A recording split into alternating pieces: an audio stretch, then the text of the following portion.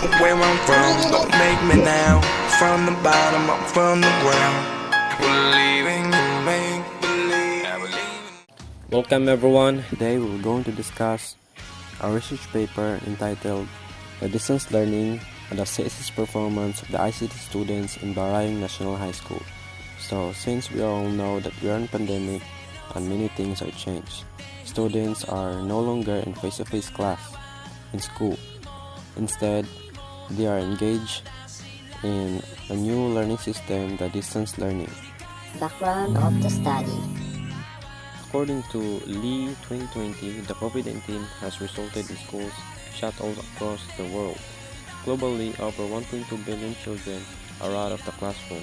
As a result, education has changed dramatically, with a distinctive rise of e-learning, whereby teaching is undertaken remotely and on digital platforms. Research suggests that online learning has been shown to increase retention of information and take less time.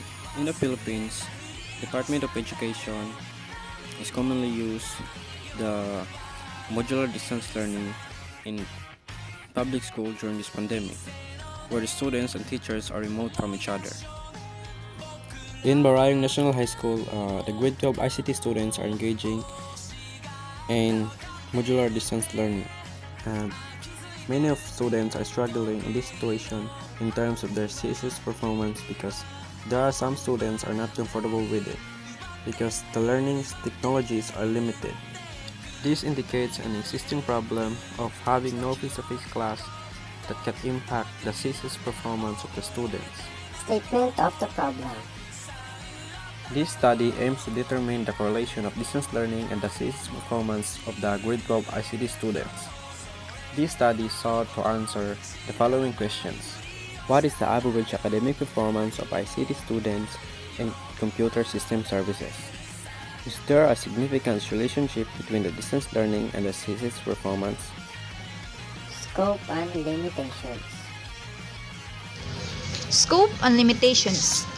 The research was limited to the students of Barayong National High School. The research will be conducted over only a few months. The participants in this study were limited to 42 students of grade 12 senior high students at Barayong National High School enrolled during the school year 2020-2021. So for the scope and limitations, as what I have said, this study will be limited only to be conducted inside the Barayong National High School premises, specifically the grade 12 ICT students on school year 2020-2021. Review of related literature. According to Dr. Pushkar Dubey 2020, a paradigm shift in thinking for adoption of digital learning of learners would be difficult.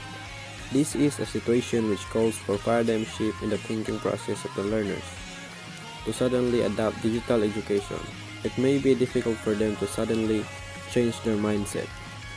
In the process of distance learning, most of the material the student learns independently, so he is free to choose the time for classes.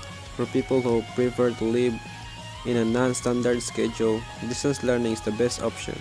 Also, this form of education goes well with work. As a rule, the time of online study can be easily adjusted to almost any work schedule. This is according to Means 2009. According to Ali 2005, a sizable number of users of electronic resources, especially the computer, are facing numerous problems such as lack of knowledge about the resources. He identified 4 barriers to the effective provision of electronic resources users to include lack of strategic planning, lack of inadequate or reliable funding to purchase computers, lack of use of internet to provide information services to users, and a lack of consistent training for users in new ICT services. Furthermore, said 2006 also agreed to these problems when he identified inadequate electronic supply, lack of information, retrieval skills for exploiting the internet through the computer, thus making the level of usage of computer by students is very low. Based on the RL, there are advantages and disadvantages of distance learning. in students, especially for the grade 12 ICT students in Barayong National High School.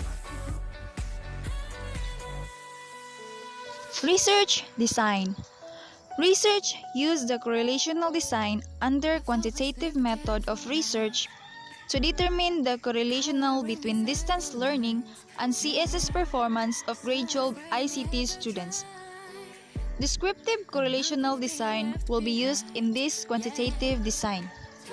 So for the research design, we, the researchers, use the quantitative correlational design in order to determine the correlation of distance learning and CSS performance of the selected respondents. Research local.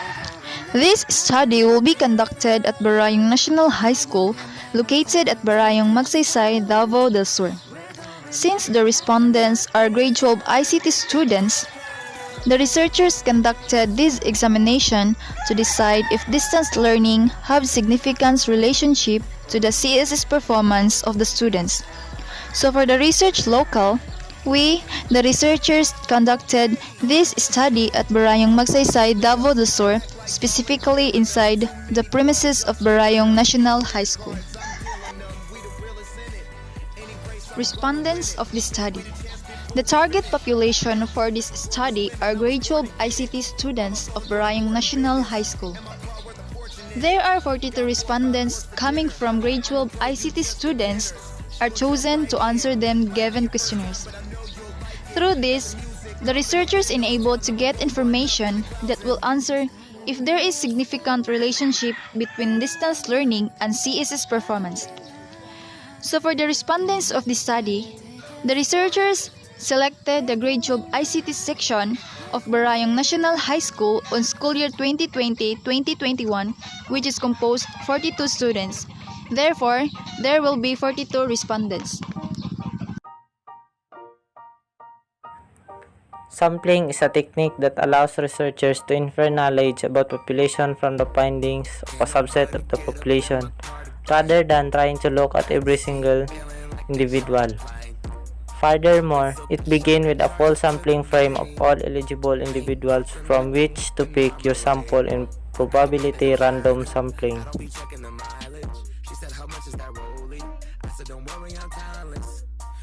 Toy Story 3, that's a great fucking movie. City of Jimmy Kirk Quincy, city of me, Eddie and Bruce Lee. Research instrument is a tool that you can use to collect, quantify, and analyze data about your research topics.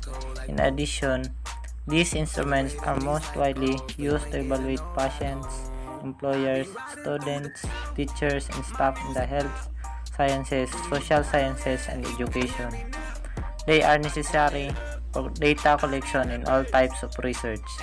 Researchers primarily use them to collect reliable data that will be analyzed later.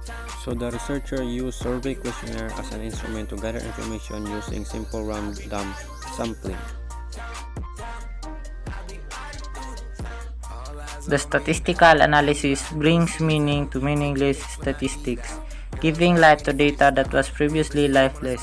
In conducting research in the form of mentioned areas, researchers should be aware of how to use statistical instruments to help them draw sound and reliable conclusions.